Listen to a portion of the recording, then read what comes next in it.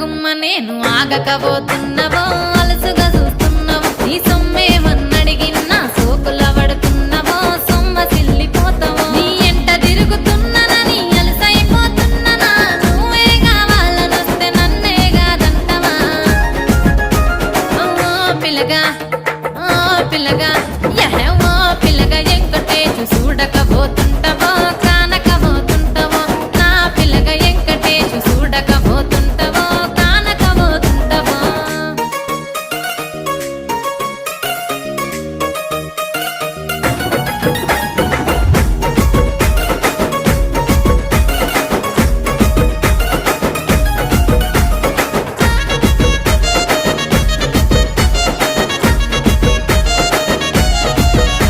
ఓయ్ కండ్లకు కాటుక వెడితే కన్యాకుమారి